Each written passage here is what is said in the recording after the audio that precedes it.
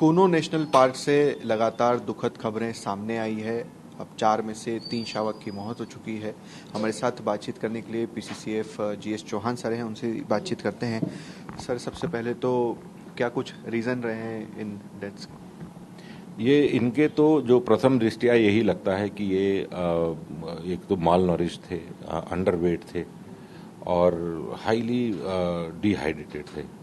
और इसका एक रीज़न समझ में आता है कि इस समय गर्मी बहुत ज़्यादा थी और उस पर्टिकुलर डे को लगभग 47 डिग्री टेम्परेचर वहाँ पे था, जिस कारण से उनको एक हीट एक्सपोजर हुआ।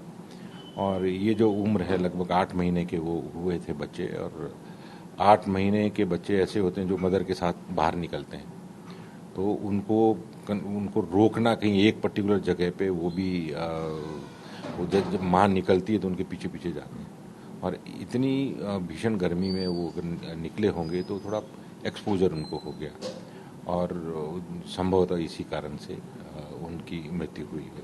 इसमें सर अब सवाल यही होगा कि कूनो नेशनल पार्क को पहले देखा गया, समझा गया, नामीबिया से टीम्स आई, साउथ अफ्रीका से आई, तो इस बात की भी तो जानकारी होगी कि इन दिनों गर्मी में मध्य प्रदेश तो तपता ही है, सबसे ज़्यादा तापमान रहता है, तो ये तो पहले से तय होगी चीज़ें कि तापमान तो रहेगा ही, फिर कैसे ध्यान रखा जाएगा? जी बिल्कुल बिल्कुल, ये हमने इमेजिन नहीं किया था कि ऐसे, किसी ने भी इमेजिन नहीं किया था कि ऐसे पीक समर में बच्चे खुले उसमें वो रहेंगे, एक्सपोज होंगे। बट जो एडल्ट एनिमल्स हैं, एडल्ट एनिमल्स का तो वो तो दे आर परफेक्टली फाइन। उनकी मदर उसी जगह रह रही है, शिकार कर रही है, अभी भी उसके बच्चे मरने के बाद भी उसने फिर शिकार किया है कल। तो उसमें जो एडल्ट एनिमल्स को पॉसिबली वो इम्यून सिस्टम उनका ज़्यादा काम करता है। छोटे बच्चे, बहुत ही छोटे बच्चे, वो इतनी भीषण गर्मी में एक्सपोजर उनको मिल गया तो हो सकता है वो सस्टेन न कर पाए उसको। चौथा जो शावक है सर, जो जिंदा बचा है, उसकी स्थिति फिलहाल कैसी है? वो रिकवर कर रहा है, अब तो काफ़ी अच्छा हो गया वो जिस समय उसको रेस्क्यू किया गया था उस समय उसकी हालत भी वैसी ही थी जैसी बाकी 3 की थी। बट उसको फिर वहाँ से निकाल करके और जो अपना हॉस्पिटल वहाँ पे बना उसमें रखा गया है, और ड्रिप चढ़ाने के बाद उसको काफ़ी उसमें ताकत आई और अभी दूध भी पी रहा है, वो धीमे धीमे वो मिंस्ड मीट भी खा रहा है, तो उसकी मतलब स्थिति काफ़ी इम्प्रूव हो रही है। दूसरा सर, जो बाकी 3 चीता की मौत हुई थी उसको लेकर क्या जानकारी आई है? शुरुआत में जब हमने बातचीत भी की थी तो कुछ डिटेल्स निकल कर आए हैं कि क्या कारण रहे हैं? जी बिल्कुल, उसकी अभी मैं उसको आज ही हमको एक रिपोर्ट मिली है उसकी, जो हिस्टोपैथो एक डिटेल एग्जामिनेशन रिपोर्ट, तो उसको मैं अभी देख नहीं पाया हूँ, उसको देखना बाकी है। अन्यथा वो जो प्राइमा फेसी रीजन तो उस समय हमको पोस्टमार्टम रिपोर्ट से मालूम चल ही गया था। जो पहली फीमेल की डेथ हुई थी तो रीनल फेलियर के कारण से हुई थी। जो दूसरा मेल की डेथ हुई थी वो कार्डियो पल्मोनरी फेलियर के कारण से हुई थी, जिसमें लंग्स एंड हार्ट दोनों ही डैमेज थे। एंड ये तीसरी तो उसमें एपरेंट रीजन था, जो एक वायलेंट इंटरेक्शन एक जो अफ्रीकन जो मेल कोएलिशन था उनके साथ हुआ था, और उन्होंने उसको इतनी इंजरीज सस्टेन हुई है उस फीमेल को कि वो सकम कर गई उसको। सर, इसमें कुछ चीज़ें ये भी है कि साउथ अफ्रीका और नामीबिया से लाए गए थे, वहाँ इतने ज़्यादा तादाद में चीते हैं, तो क्या वहाँ भी इसी तरह की डेथ्स होती है जैसी यहाँ पर हो रही है? जी बिल्कुल, ये काफ़ी नेचुरल है ये, और जो हमारा जो एक्शन प्लान भी जो बना हुआ है, चीता एक्शन प्लान, उस चीता एक्शन प्लान में ये जो सक्सेस के पैरामीटर्स हैं उनमें पहला पैरामीटर यही रखा गया है कि 1 वर्ष के बाद, जब 1 वर्ष पूरा हो जाए तो 50% चीता जो हम लाए हैं वो जिंदा रह जाए, तो एक सक्सेस का पैरामीटर वो भी है।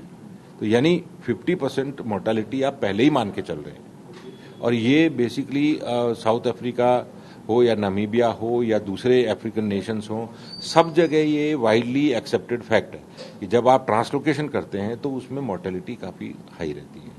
अब इन सारी चीज़ों को लेकर पॉलिटिक्स हो रही है, हालांकि उसका सवाल मैं आपसे नहीं कर रहा हूँ, मगर जो वाइल्ड लाइफ एक्सपर्ट्स हैं वो भी कई तरह के सवाल खड़े कर रहे हैं कि देखिए इतनी बड़ी टीम है, इतनी मॉनिटरिंग है, फिर भी ठीक से देख रेख नहीं हो रही है, इस कारण से ये मौतें हो रही हैं।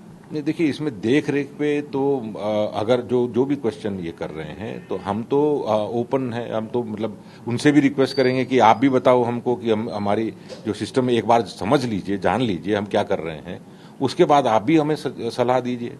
क्या मतलब इससे बेहतर और क्या किया जा सकता है। तो हम we are open for suggestions, है ना। मुझे ऐसा लगता है पर्सनली फील कि जो फील्ड की टीम हमारी कर रही है वो बिल्कुल एक्सीलेंट, बहुत बहुत अच्छा काम कर रही है। जो जो बाहर जो 6 चीता हैं वो उनकी भी 24 आवर मॉनिटरिंग हो रही है, और जो जो बड़े एंक्लोजर्स के अंदर हैं they are also doing well, अच्छा कर रहे हैं। चुनौतियां इसके अलावा भी कहीं और है सर। शिवपुरी में आज जो ट्रैकिंग टीम थी चीता की, उस पर हमला हो गया ग्रामीणों के द्वारा, उन्हें लगा डकैत आ गए। वेरी अनफॉर्चुनेट इंसिडेंट, और मुझे लगता है वो गलतफहमी में हुआ होगा। और वो रात को 3:30-4 बजे के आसपास वो एक मिस्टेकन आइडेंटिटी कुछ ऐसा हुआ होगा कि गांव वालों को गलतफहमी हुई। हमारे जो ट्रैकिंग स्टाफ है उनको गाड़ी छोड़नी पड़ती है जब एनिमल बाहर जाता है, तो वो 24 आवर उनके लिए मजबूरी ये है कि उनका वो सिग्नल नहीं छोड़ सकते वो लोग। तो जिस साइड में सिग्नल जा रहा है उधर उनको पीछे पीछे पीछे चलना है। तो जहां तक गाड़ी जाती है वहां तक गाड़ी से जाते हैं, अन्यथा उनको पैदल ही चलना पड़ता है। तो उस प्रोसेस में ये किसी गांव के आसपास से निकल रहे होंगे, लोगों ने उसको पता नहीं क्या समझ करके उन्होंने उसको रिएक्शन दिया उस तरह का। एक आखिरी सवाल सर, चीतों की देखरेख के लिए क्या अब और भी सख्ती हो रही है भारत सरकार से आपकी इस बारे में, और कोई बातचीत भी हुई है कि अब थोड़ी और सावधानियां बरतनी है?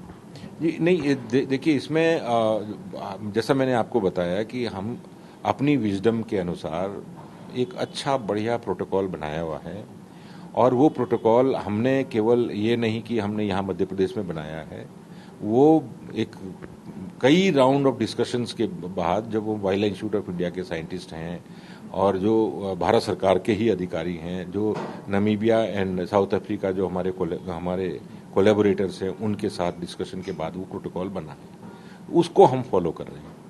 अब उसमें अगर उसमें कोई खामी है तो कोई बताए कि भाई ये खामी है, उसको इम्प्रूव करो, तो हम बिल्कुल इम्प्रूव करेंगे। जो शिफ्ट करने की चर्चा चल रही सर कि राजस्थान में भी और दूसरे भी अन्य नेशनल पार्क में, उसको लेकर कोई अपडेट आ गया? देखिए, मैं तो मध्य प्रदेश का चीफ वाइल्ड वार्डन हूँ, मैं मध्य प्रदेश की बात कर सकता हूँ, है ना।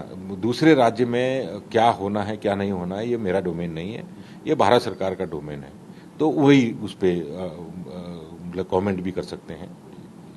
चलिए, हमारे साथ बातचीत कर रहे थे PCCF GS चौहान जी, और जो कह रहे हैं कि पूरी तरह से देखरेख की जा रही है, कई तरह के पैरामीटर्स देखरेख में तय किए गए हैं और उस हिसाब से टीम जो है वो बेहतर से बेहतर काम कर रही है।